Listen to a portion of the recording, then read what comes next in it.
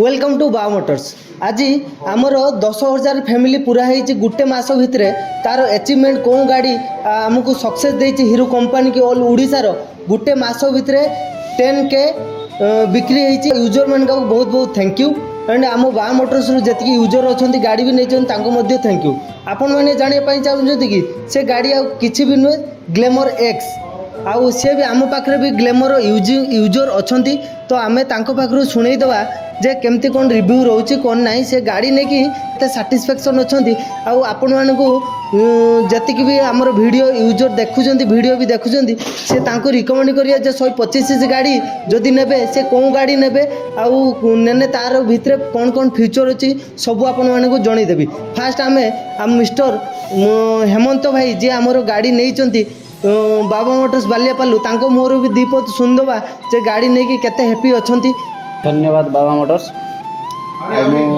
गाड़ी ले आमर 7 दिन प्लस होगा। गाड़ीर फीचर्स बहुत बढ़िया अच्छी आर डिस्प्ले जो भाया लुकिंग है मु भावुची कार से भाया थिला किंतु एबे बाइक रे देइची।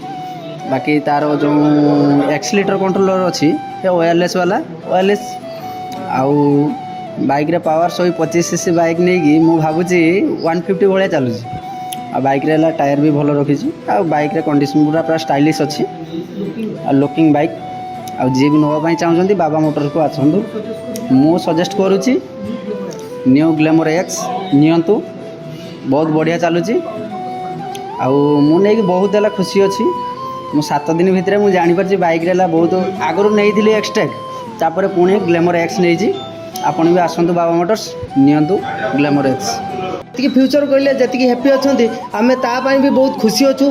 बाकी मुझे जनईदेवी मो पाखर भी पप्पू आई अच्छा मिस्त्री हेड मिस्त्री जे बा मोटर्स सी भी अच्छा मुहर भी शुणीदवा तो कौन कौन फ्यूचर रोचे सी भी कस्टमर मान कहीदेवे।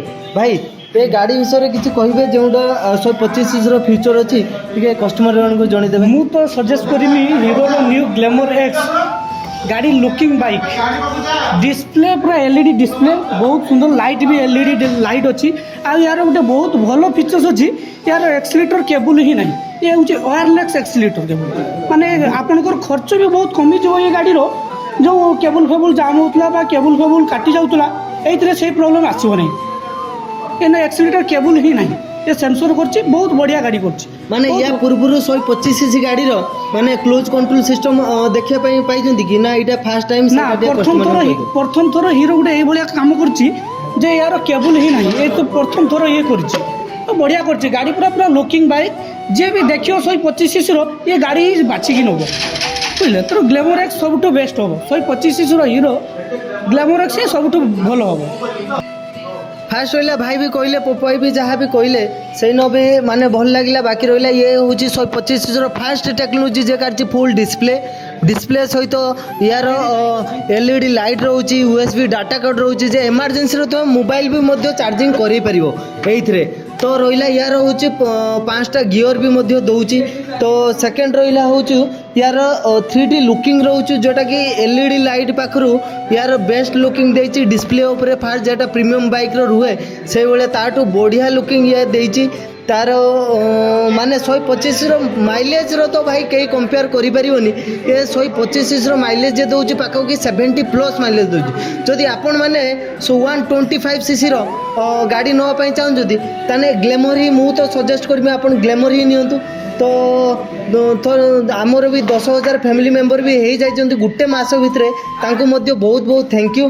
तो आमर ग्लैमर ही चूज करथिबारु आउ फास्ट यार एक्सीलेटर केबल ही नहीं जेटा भाई आम कहीदे कहले जो वीडियो कहले तो यार क्लोज कंट्रोल जेटा तार आगु छिंडी जाऊला पुणी गाड़ी चल ना बहुत माने यार हूँ मेंटेनेंस जेटा मेंटेनेंस कर टेक्नोलोजी बहुत बढ़िया देती ये हूँ ग्लैमर एक्स।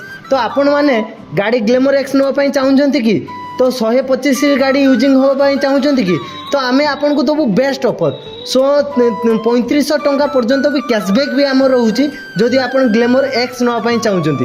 तो thank you for hero customer.